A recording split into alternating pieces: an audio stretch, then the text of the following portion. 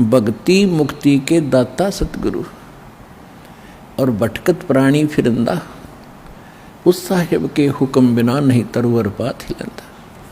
वही परमात्मा स्वयं ही अपने उस सुख स्थान को त्याग कर इस सबसे घटिया स्थान काल के लोक में आता है। सह शरीर आते हैं वो दाता, प्रत्येक युग में एक लीला करते हैं, एक बालक रूप में कमल के फूल पर प्रकट होते हैं।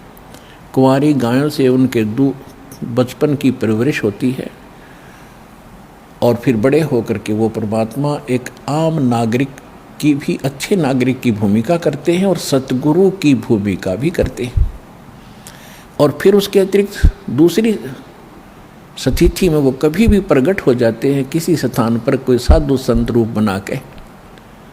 कलयुग के अंदर विशेषकर वो जिंदा महात्मा के रूप में ही प्रकट हुए हैं और अच्छी आत्माओं को मिलते हैं। ये वेदों से भी आपको प्रमाणित कर दिया कि परमात्मा सतलोक में रहता है और वहाँ एक सिंहासन पर विराजमान है, तख्त पर। असंग ब्रह्मांड के कंट्रोलर के तख्त यानी सिंहासन पर, राजगद्दी पर मालिक बैठे हैं। वो महाराज हैं, वो भगवान हैं। और यहाँ छोटे मोटे टुकड़ों के जो राजा बने बैठे हैं, ये लोक भी नकली, ये राजा भी नकली। इनका अपना अस्तित्व नहीं, कब मर जाए, कब इनका विनाश हो जाए, कहाँ क्या बीमारी हो जाए।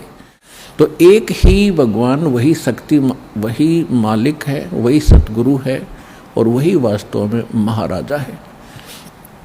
तो महाराजा की तरह वो परमात्मा सतलोक में विराजमान है। तो वो परमात्मा यहाँ जब आते हैं एक अच्छे नागरिक का रोल भी करते हैं, सतगुरु का रोल भी करते हैं, भूमिका करते हैं वो। और दूसरी स्थिति में वो परमात्मा अच्छी आत्माओं को मिलते हैं, वहाँ से सह शरीर आते हैं जिंदा महात्मा के रूप में। सबको अच्छी आत्माओं को मिलते हैं, उनको अपने से परिचित कराते हैं। फिर वो पुण्यात्माएं भी परमात्मा की महिमा आँखों देख कर आपको सुनाते हैं।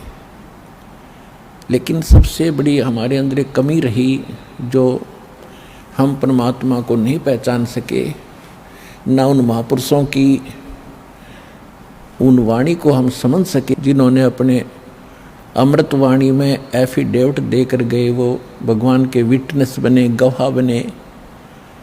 हम नहीं समझ सके क्योंकि हम अशिक्षित थे। हमारे पूर्वज जो थे वो श्रद्धालु गणे थे, विश्वासी बहुत थे, क्योंकि जो आत्मा अच्छी होती हैं वो विश्वास प्रत्येक पर कर लेती हैं।